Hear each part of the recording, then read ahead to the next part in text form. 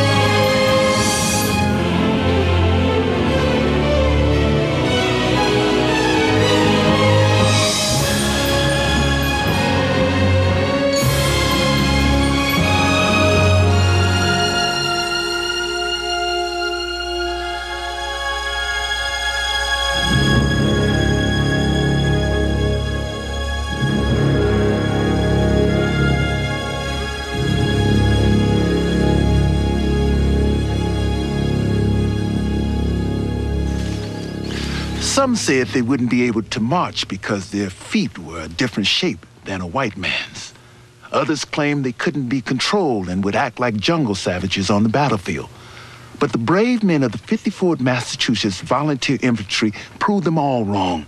They were the first Northern black regiment in the entire Civil War, and they had a special mission, the almost insurmountable task of proving to the white race that they not only would fight, but could fight as courageously and boldly as their white companions in arms. Give us a flag, only without a stay. The fight to defend it as our fathers disobey. Your gallant company will make the rebels dance. We'll stand by the Union if we only have a chance.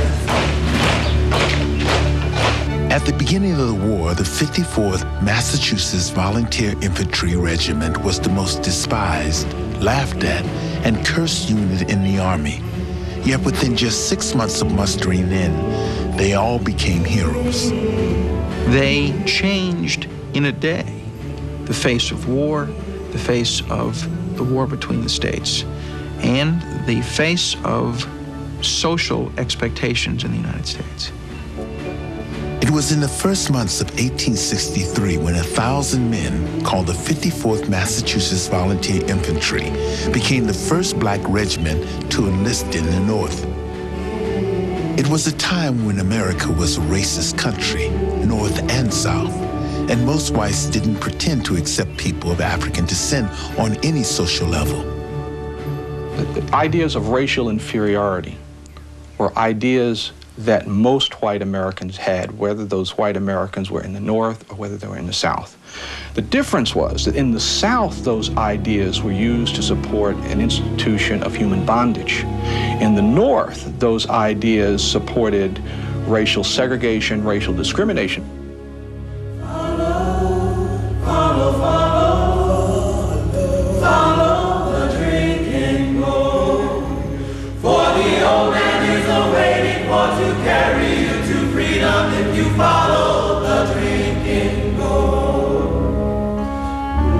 There were 4.5 million African Americans in the United States at the time of the Civil War, with about 500,000 living free, half in the North and half in the South. The rest were slaves in the eyes of the law articles of property, with no control over their destiny. You would have to work, in the terminology of the slaves, from can to can't, from the time that you could see in the morning till the time that you couldn't see at night.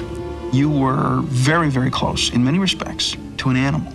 They were just incredible and constant hammering away at one's self-esteem because there was no place to run, no place to go, and no way to escape slavery save the grave. But even for those who had escaped slavery or were born free and lived in the North, racism was still the rule and civil rights were few. The idea of being free black is probably best described as being a slave without a master. There were so many restrictions on travel, on lodging, on housing, on property. You could not, of course, offer testimony in court. There were so many restrictions that, again, you were treated very, very much like a slave.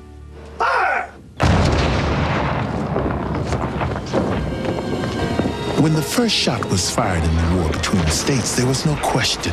The South was fighting to protect and preserve slavery.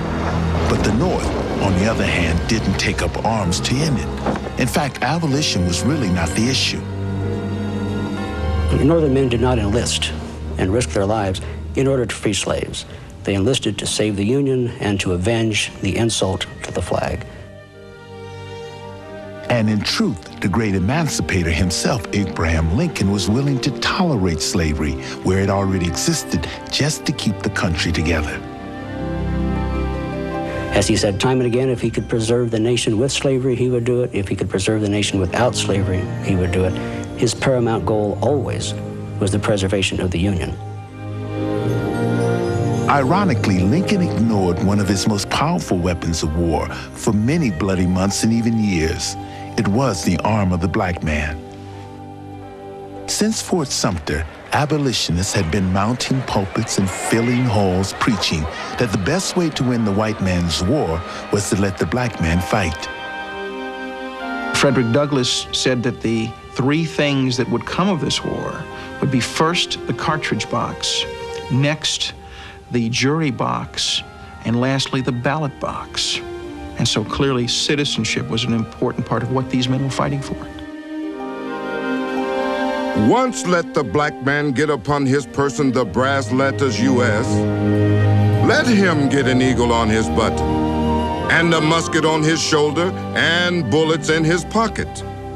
And there is no power on earth which can deny that he has earned the right to citizenship in the United States. Frederick Douglass, 1862. Frederick Douglass, the most eloquent and militant champion for black freedom, began the campaign relentlessly for the Negro enlistment in the Army. He lobbied the government. He crusaded in Europe. He traveled so much his wife mailed him fresh clothes so he can keep up the grueling pace. The most important element of this whole scenario would be utilizing thousands, even millions perhaps, of black soldiers as an important arm against the Confederacy. Douglass was once asked, would the slave fight? He responded that no, the slave would not fight. But he said if you asked him, would the black man fight? The answer was yes. But most of white America did not even consider African Americans men, much less capable of becoming soldiers. Northerners were convinced that if blacks went to battle, they would either become cowards or somehow become beasts. Thinking that they were somehow mentally inferior, they wouldn't learn the proper orders and the bugle calls and the drum rolls, that they wouldn't follow orders when in battle, and indeed in battle would perhaps turn and run. The obverse of that is also the fear that being somehow descended from wild, savage, barbarian natives in Africa, that they indeed might not observe the common rules of war. But as the war moved forward, the Union became bloodied and weary. In the Battle of Fredericksburg alone, over 12,000 Northern troops were killed. In Shiloh, 13,000. The United States was facing a war that was the largest in its history. It was facing military campaigns with with tens of thousands of people involved, more so than it ever had before. This was the first modern war. The casualties were tremendous, and therefore it was important that blacks make the point that white America cannot win this war alone. Glory, glory, hallelujah. Glory, glory, hallelujah. Glory. Finally, as abolitionists had put it, old Abe needed the saber arm. And on September 22nd, 1862, Lincoln issued the Emancipation Proclamation that paved the way for black enlistment. White America would not win this war alone. Now black soldiers would rally around the flag and help save the country and their race.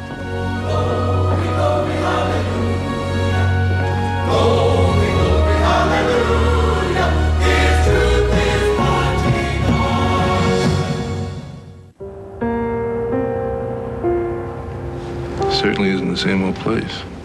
No kidding. I'm thinking of early retirement. I'm not thinking about it. I'm doing it. 2 more years. You can swing it? Yeah, my Payne Weber guy helped me out with it. Remember the stock money we got after the 84 buyout? He took it and restructured my entire portfolio. But how did he know you wanted out back then? He asked. They say Mozart composed from midnight to 7 a.m. Hemingway was at his best before noon. Edison, inspired by the dark. At Compaq, we understand that ideas aren't governed by a clock. That's why we're standing by 24 hours a day, 7 days a week to answer your computing questions. Galileo, definitely a night person. The 24-hour helpline from Compaq. I've been thinking about buying an American car. The GM MasterCard was a tremendous incentive. 5% on every purchase really adds up. I work hard at my job. You've got to make every dollar count. I love my kids. My wife and I are going to be the biggest influence in their lives. The 5% I earned with the GM card definitely saved me money when I leased my Pontiac Grand Am. Being a father changes your priorities. The GM card with no annual fee. To apply, watch your mail for details. This is a message from MCI. For millions of people who travel. If you have this card, you know what earns you Northwest Frequent Flyer miles when you fly. Now there's a way to earn those miles when you're not flying. All you have to do is do what you do anyway. Make long-distance calls. With MCI. While you're saving money calling long distance. You'll get 5 Northwest Frequent Flyer miles for every dollar you spend with MCI. MCI is the only long-distance company that lets you do that. That's the good news. The better news is you earn a 500-mile bonus when you join MCI. The best news is it's free. And so is the toll-free number you call when you sign up.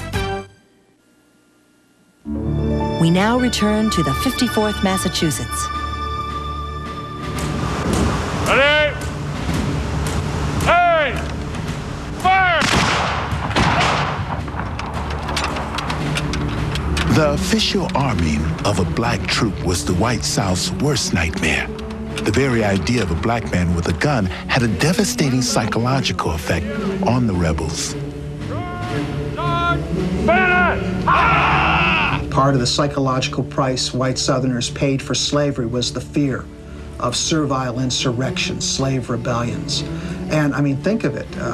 You just had to, in your heart, believe that people that you had kept chained, that you had exploited, that you had treated as non-persons, if they were given weapons and a chance to get even, well, wouldn't they?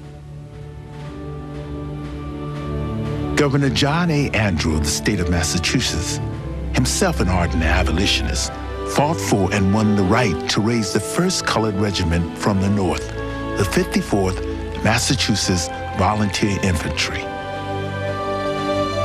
Every race has fought for liberty and its own progress. The colored race will create its own future by its own brains, hearts, and hands. Governor John Andrew, 1863. Andrew only wanted the best, only the very best of men for his regiment, for this was to be the model, the vanguard, the noble experiment, and it must not fail. He wanted the cream of black northern manpower.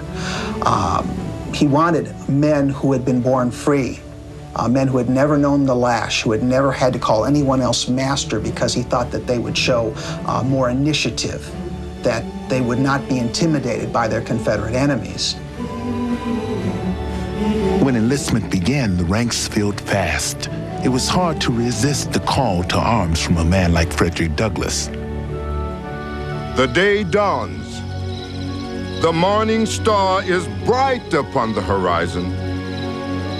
The iron gate of our prison stands half open. One gallant rush from the north will fling it wide open, while 4 million of our brothers and sisters shall march out into liberty. Frederick Douglass, 1862. Motivations were clear for enlistment. Black men knew this was their chance to make the Civil War one of the most successful slave revolts in the history of the world. To sit on the sidelines and watch this happen around them and not participate would be unthinkable to any man who could. And also, a lot of them faced a lot of pressure in their home black communities to go forward and fight, from fathers, sisters, sweethearts, and wives. But the black population in Massachusetts just wasn't big enough to raise the regiment. So Andrew sent recruiters to Connecticut, New York, Missouri, Pennsylvania, even Canada. Often gathering places were kept secret and recruits put on trains under the cover of darkness. But finally the 54th was filled with men who would finally have their chance to strike at slavery. I think that the typical soldier of the 54th was a man who could read and write, a man who had a profession, be he an artisan, a clerk, a barber, a small businessman of some kind, a farmer. They were people who worked for a living. They were not runaway slaves by and large, and they were people who were risking a very great deal to go to war in the Deep South for their ideals. Among the recruits were at least one physician, one druggist, several printers, and engineers. Their literacy rate was considered higher than an average Confederate. And they were young. Eli George Biddle was only a boy when he signed up for the 54th. He was barely 17. But young as this man was then, he was already a crusader. Eli's mother had bought the family's freedom from her master in Pennsylvania and then moved her children to Boston. There, Eli was enrolled in a Quaker school. I think it created in him a consciousness, a powerful personal consciousness that he had to see his family do better and have a better future. And as young as he was, I think that this became a commitment, a crusade. In fact, young Eli became a protester.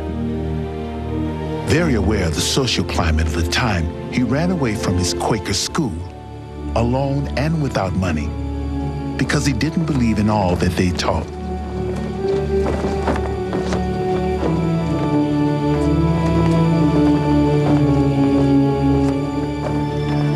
As a routine, they sang "My Country 'Tis of Thee, Sweet Land of Liberty" every morning. And I guess he thought about the words of that particular song. And he came to the conclusion that this is something he should not be singing. And he was warned that you'll be expelled from the school. Well, this is where Eli made his stand as a young boy, and he took the expulsion. Eli walked miles and miles through towns looking for an enlister and became the youngest man in Company A of the 54th. This was Eli's only way to strike a blow for liberty. But the famous Frederick Douglass had another. Even though he couldn't himself join the regiment, he offered his sons to serve for him. Douglass himself wanted to serve as an officer and wanted to expose himself to physical danger, but that was not allowed by the Army. Douglas's two sons, however, acted in his stead. Lewis Douglas as the sergeant major of the 54th Massachusetts, who was known as the Lion of the Regiment.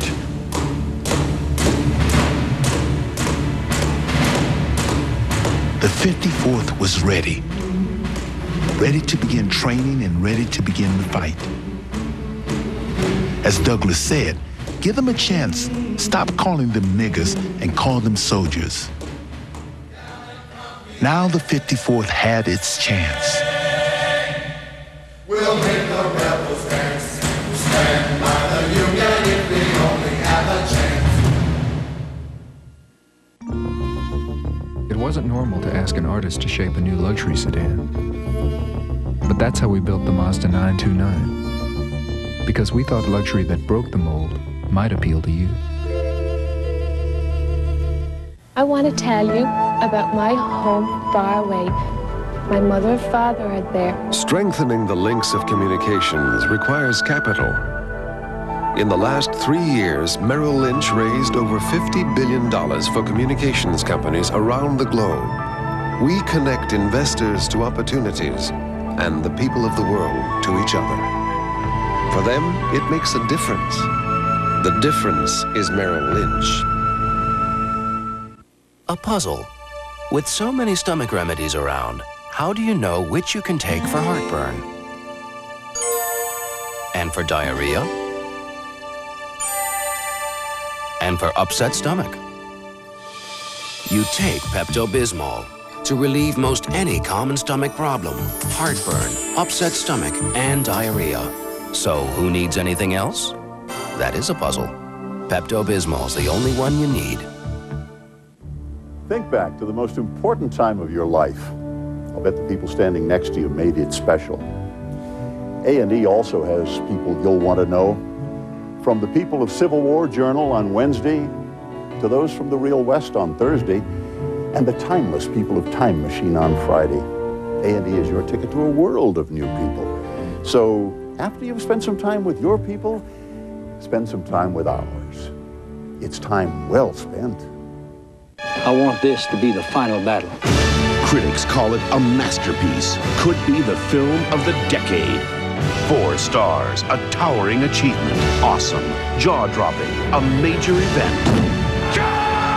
Gettysburg is extraordinary. Martin Sheen and Jeff Daniels give Oscar-worthy performances. The big screen spectacular of the fall. Gettysburg, rated PG. Starts Friday at a theater near you. It wasn't normal to ask an artist to shape a new luxury sedan. But that's how we built the Mazda 929. Because we thought luxury that broke the mold might appeal to you. We now return to the 54th Massachusetts.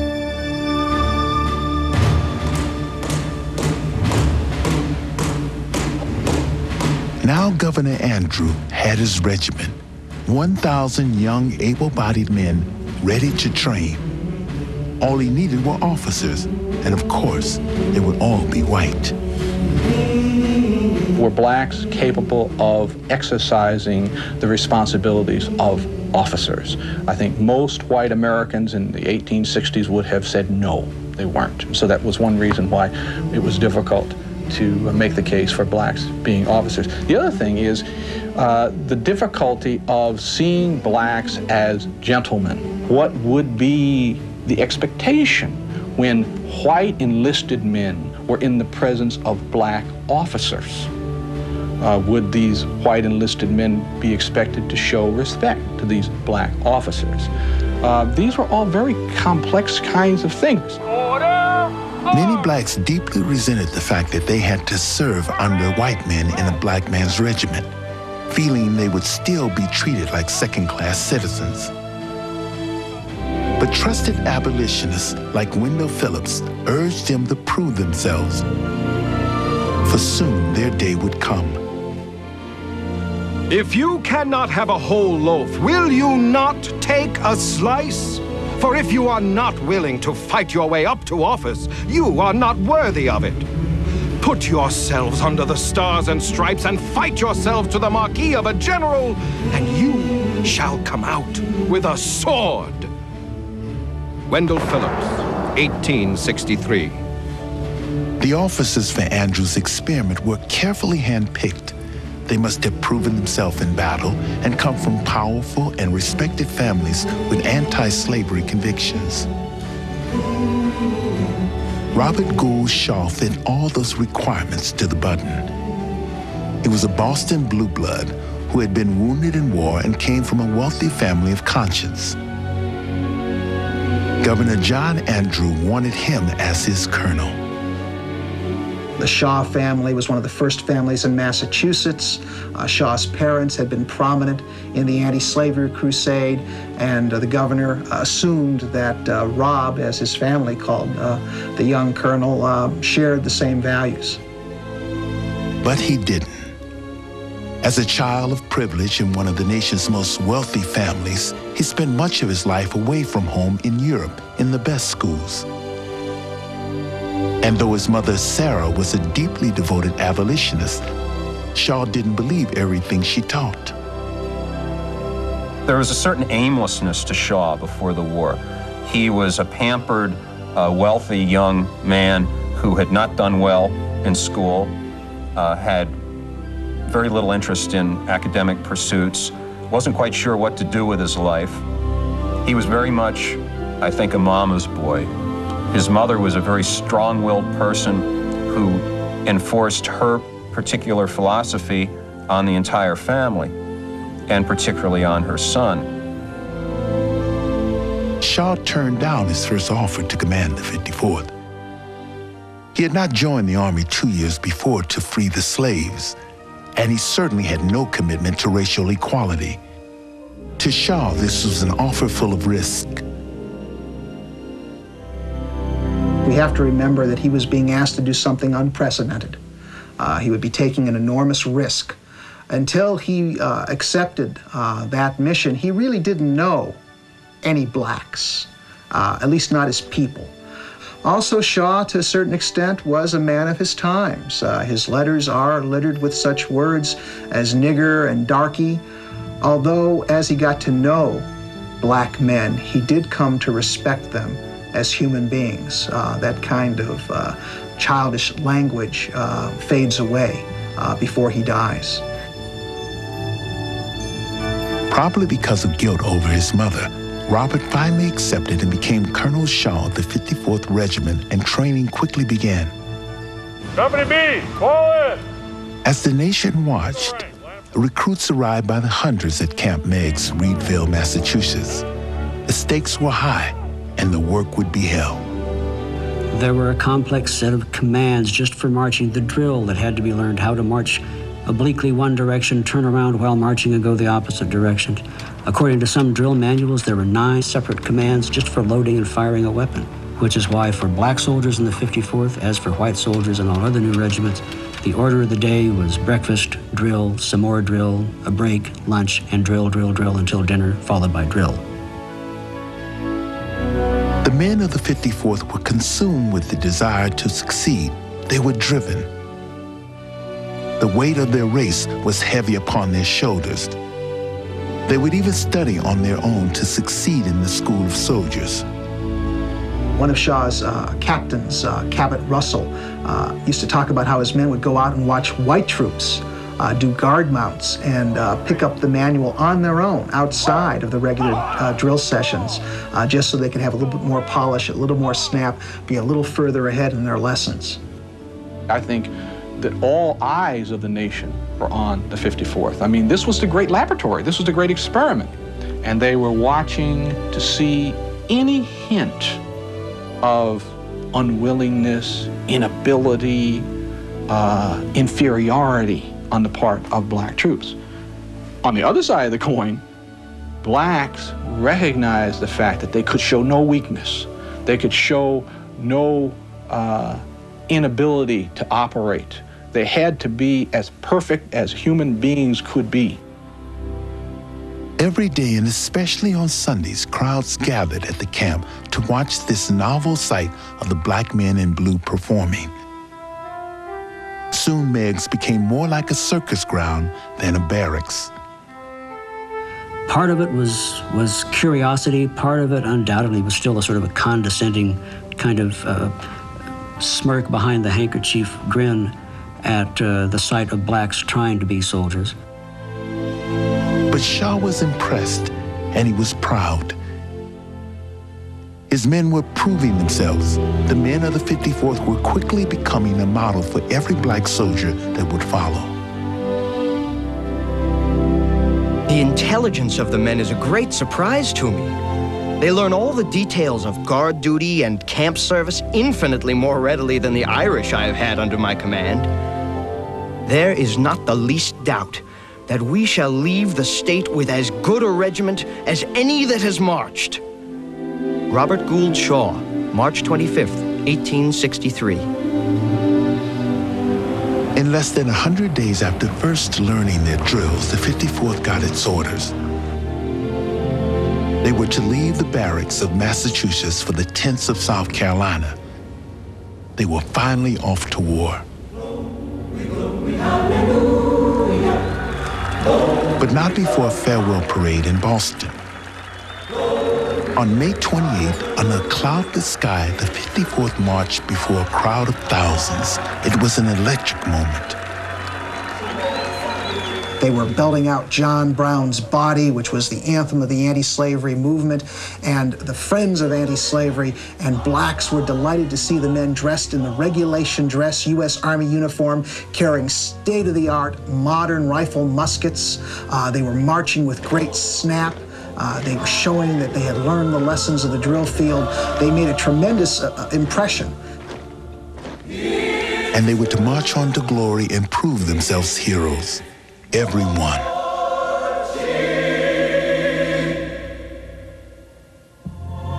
The 54th Massachusetts will continue in a moment here on A&E.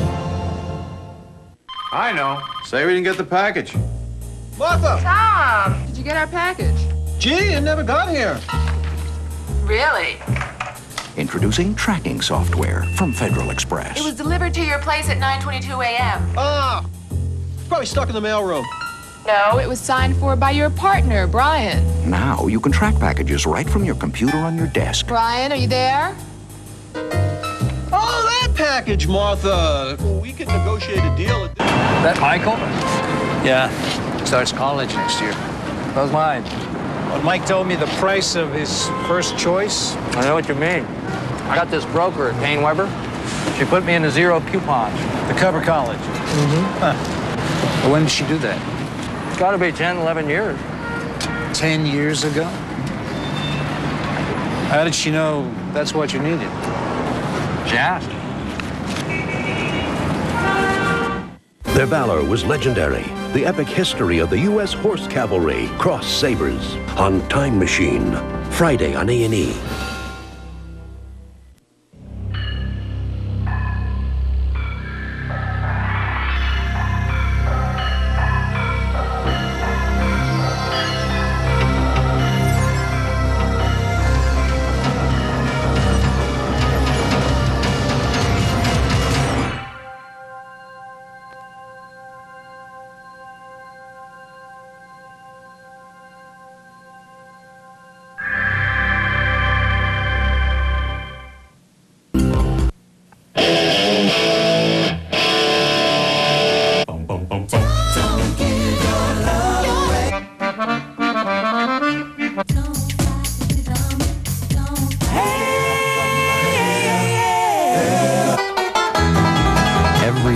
Hundreds of thousands of people all across California turn to their favorite station.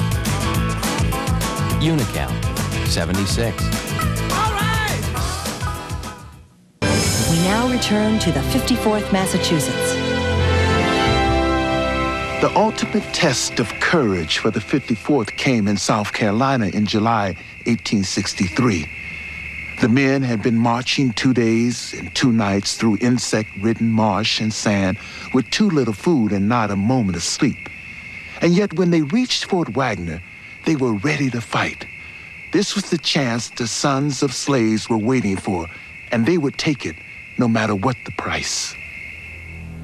We are climbing Jacob's ladder, we are climbing Jacob's ladder.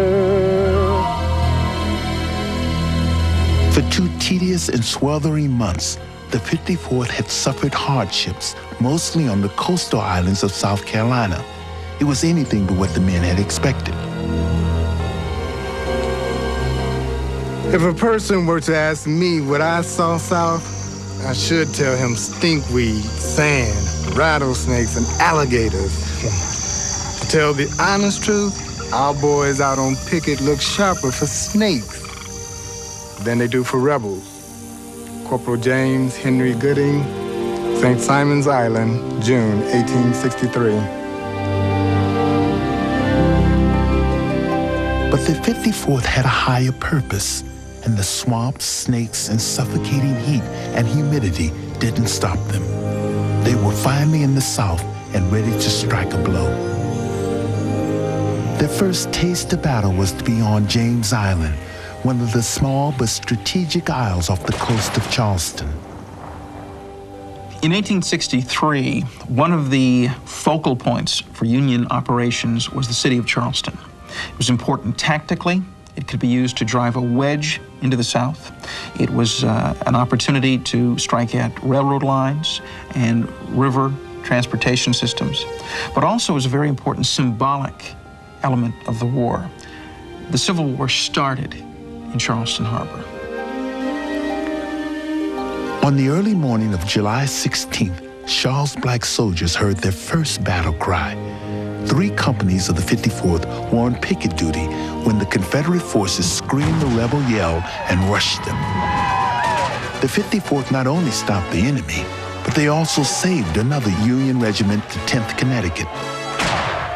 They were hit at dawn by a surprise attack by a superior body of Confederate troops. They held their ground long enough to permit the withdrawal of some white pickets to their left who had their backs against a swamp, and to allow the main body of Union troops on James Island to fall into line of battle. And they gave a very good account of themselves. That day, the 54th proved they could fight, kill, and die like whites. And by all accounts, they fought bravely. The 54th had won their first battle, but they had lost another one back home. When the black recruits were mustered in, they were promised the same pay as white soldiers, $13 a month. But when the regiment reached the South, the War Department declared Negro soldiers would only receive $10, and 3 of that would be deducted for their uniform. The 54th dearly resented it. That was a real slap in the face. I mean, after all, they were putting their lives on the line, and you can understand how angry they would have been to have your life undervalued in this way, and so officially undervalued by an official federal pay policy. The 54th refused to accept even $1 and waited 18 long months before the government offered equal pay. But that would prove too late for some of the men. For just hours after the battle on James Island, the regiment was ordered to Fort Wagner by night. They began a long, dark, and perilous journey, 48 hours without food, sleep, or rest. They had to go over narrow causeways, little footpaths and bridges, and they were on their feet almost constantly. The first night, it rained. Cats and dogs. Visibility was limited. They were dressed in wool uniforms and they got soaked through, which slowed their progress. They were on the move the next night, getting ready to embark upon a steamer. They had a little rowboat that was used to shuttle them out to the ship, and it had a limited capacity, so most of the men had to spend hours standing out on this beach, and again it rained. And so the men arrived on Morris Island, wet, worn, and bone-weary. It was almost 6 o'clock at night, and since noon, 41 Union guns and mortars and nearly a dozen warships had hurled 9,000 shells into Fort Wagner. There were 2 Union brigades formed up on the beach as darkness was falling. All day long, the Union Navy, the ironclads, had been bombarding Fort Wagner. The fort was being pulverized, just pounded and pounded and pounded by those big guns.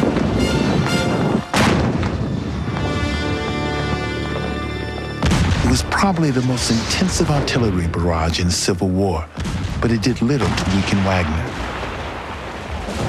Built of quartz sand and palmetto palms and with a bomb-proof shelter, the fort was well constructed. The Union thought there were only about 300 rebels left inside. The truth was there were 1,200. They were fresh, they were rested, they had not been decimated by the bombing, and when the attack came, these soldiers had the high ground, they had plenty of cannon and ammunition, and the slope of the wall of the fort was such that they could literally light the fuse on cannonballs and roll them down the hill into the massed troops of the 54th. The challenge of Wagner was fearsome. For a troop to enter, it must first march through a 50-foot wide moat that was filled with 5 feet of water. Then it must scale a 30-foot high wall of sloping sand. It was simply no job for the weary. Yet, by all accounts, Shaw's men were willing. General George C. Strong, leader of the brigade, was going to storm the fort. The only question was, could the 54th lead the way?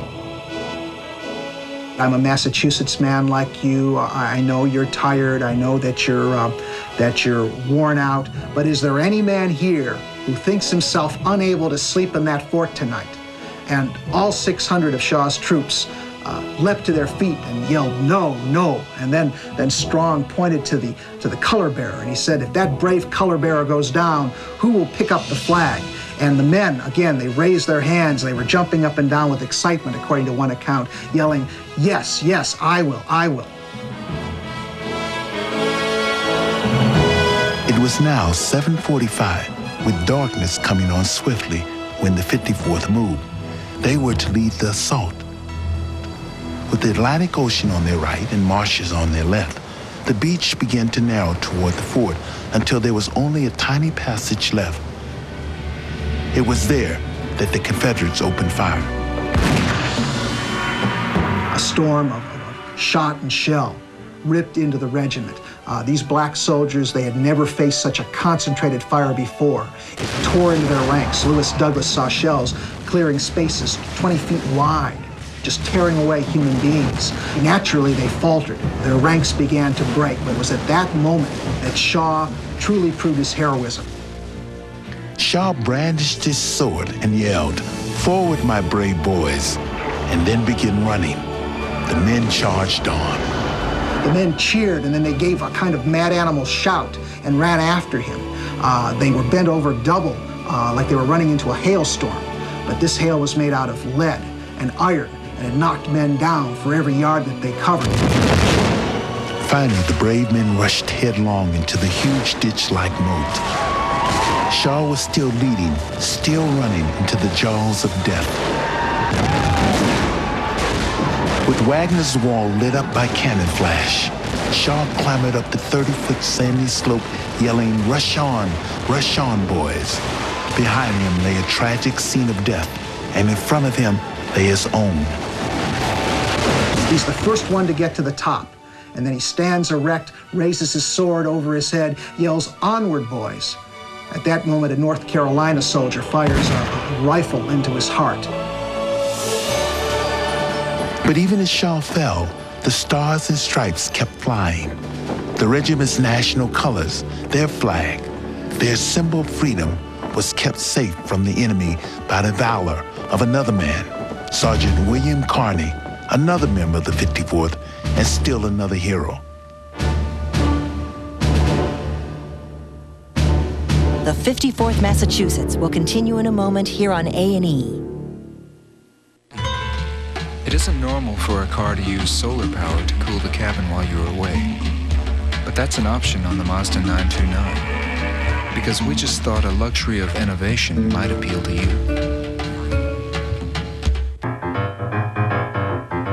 In just 1 year, something happened to 640 million pounds of chemical pollutants. Instead of becoming waste,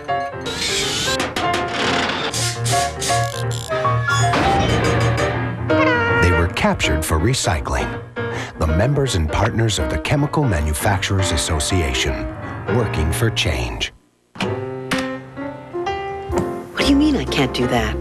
Please, don't pull that on me now. I'm pressing enter. You're the computer. You tell me where the file is. Huh? Don't just sit there blinking. Enter. I'm gonna give this to you, but I want it back. The idea of talking to a computer is certainly not a new one. Open status report. Getting a response certainly is. The new Desk Pro with business audio from Compaq. Their crimes made the front page of every newspaper in America. Their stories were told and retold by hordes of journalists. Their trials made heroes of lawmen, brought witnesses to tears, and made stars of lawyers and judges. And when the jury reached the verdict, the accused took his place in the annals of American justice. Tonight on A&E. For years, I never even thought about it. Guess I just didn't want to face things. Yeah, I've been there. But now, my parents, they need real help. It's gonna be tight. We'll just have to manage somehow. I got this guy at Payne Weber. Put me in a mutual fund for my parents. Same time he set up my kid's college fund. That long ago? How do you know about your parents back then? He asked. It wasn't normal to ask an artist to shape a new luxury sedan. But that's how we built the Mazda 929. Because we thought luxury that broke the mold might appeal to you. We now return to the 54th Massachusetts.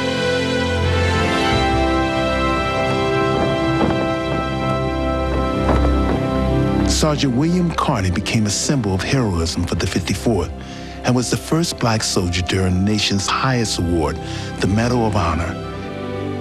And it's not hard to understand why. In the grim, desperate battle in the darkness of Fort Wagner, it was Carney who saved the flag. By this time in the assault, Colonel Shaw was already dead, and men were fighting a vicious hand-to-hand combat with their bayonets. It was pitch dark, and in the moat, Carney saw the color bearer go down. He grabbed the flag, held it close, and began to slowly make his way to the parapet. He's hearing men who are moaning and groaning. My leg, he's not sure whether he's even stepping on people because it's dark and he can't see. He begins to progress forward again. He begins to see other members. He's assuming that they're members of the 54th, but to his surprise, in the light of a cannon, he sees that the rebels. Carney took 3 hits, one very serious wound in the shoulder, and yet he never dropped the flag. He made it to the parapet, and only then he was forced to retreat. He had been hit in both legs. He had to retreat on his knees. He was using one hand to staunch the wound in his breast and his shoulder, and the other hand he was holding onto the flagstaff. If he did nothing else, that flag had to be put at the top of the parapet. It was that important. It would signify that these men that were dying and moaning and groaning was not in vain, and he knew that. Sergeant William Carney survived. He didn't stop until he got to the Union Field Hospital. Torn and bleeding, his wounds were so severe that he never fully recovered. And just before he fainted, he said to the amazed comrades, "I but did my duty, boys. The dear old flag never touched the ground." The few men of the 54th who had safely scaled the fort's walls and battled on the parapets of Fort Wagner were now forced to retreat and run for their lives. The tide had come in, making the moat waist deep and drowned many of the wounded. But the Union wouldn't give up. Next, the white soldiers of the 6th Connecticut were ordered into the eye of the storm. Regiment after regiment, and then another brigade. But their fate was the same as the 54th, and the attack was a terrible and costly failure, and the carnage it left was horrifying. There were bodies strewn all over the crest of the parapet. They were piled up in the bastion. They lay sprawled down the slope and tangled in the moat where many men had drowned when the tide came in. Just a scene of terrible carnage and slaughter. The next morning, it was time for the rebels to bury the dead, and they singled out the 54th and their white officers for special dishonor. They were not buried as men, and they got no markers. Their bodies were just thrown in a ditch like logs and covered. And Colonel Shaw, who was hated the most, was also treated the worst. He was stripped down to his underwear, put on display inside the fort, and then he was dragged outside, a pit was dug, he was thrown at the bottom, and the bodies of 25 of his soldiers were thrown on top. When some Union officers did ask about the whereabouts of Shaw's body, the Confederate troops to whom they were talking replied, "We buried him with his niggers." The 54th paid a high price to put its stamp on the course of American history. Of the 21 officers and 600 enlisted men Shaw led against Fort Wagner, 272 were killed, captured, or wounded. But in that one gallant rush, the 54th transcended the word hero, for they had risked their own lives for a better life for others. That sacrifice, that knowing, willing sacrifice for the betterment of an enslaved and despised race, is in the truest sense a martyrdom. And I think it's one of the most noble, self-effacing acts of bravery that ever transpired on a battlefield of a civil war. Because of the 54th, other black men were allowed to fight. They opened the floodgates for thousands of others to serve. Near the end of the war, there were more black soldiers in the field than the Confederacy had in its entire army.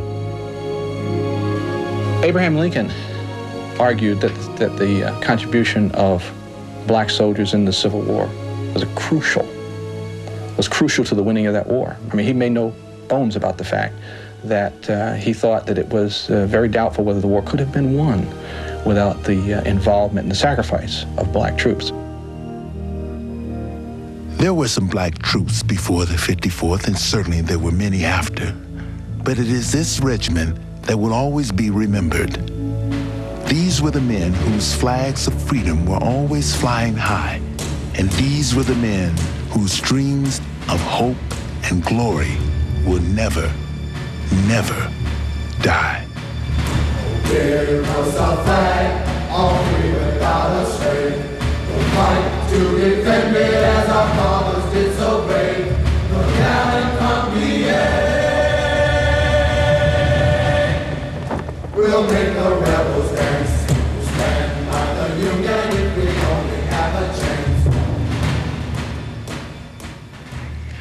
Because of the 54th, nearly 200,000 black soldiers fought in the Civil War, with many laying their lives down on the altar of freedom. Because for these men, it was not a war between North and South, but a battle for racial equality. And it was the 54th who gave them the chance to win the war of emancipation and to fulfill a promise for a better day for the brotherhood of man.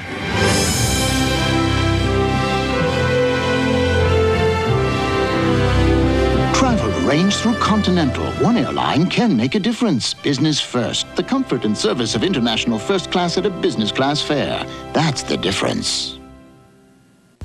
Now you can own Civil War Journal. This 13-part collector's series, hosted and narrated by Danny Glover, is conveniently packaged on 6 video cassettes. Call 1-800-423-1212, and for just 3 payments of $39.95 plus shipping and handling, you will receive the entire box set, Civil War Journal. Call now 1-800-423-1212. This offer is not available in stores. They crossed sabers across America's wild frontiers. Meet the legendary men of the U.S. Cavalry, Friday on Time Machine. Now the mob becomes a world power. Bill Curtis hosts an all-new American Justice, next on A&E.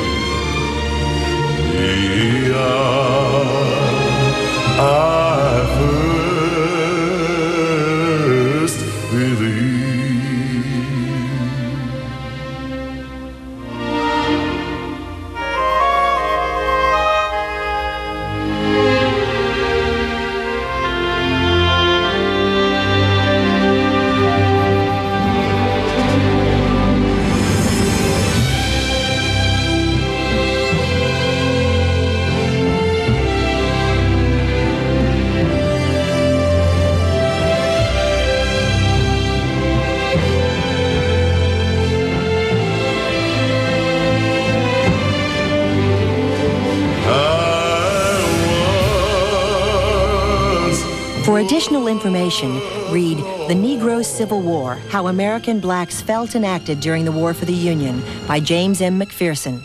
And Free at Last, a documentary history of slavery, freedom, and the Civil War.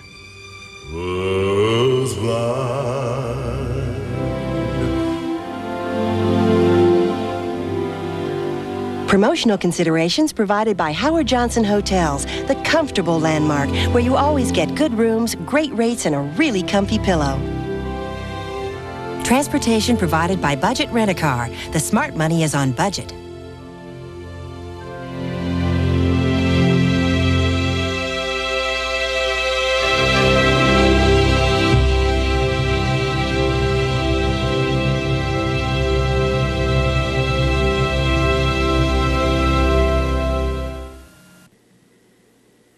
A&E's Civil War Journal has been brought to you in part by Merrill Lynch. For clients around the world, we make a difference. The difference is Merrill Lynch.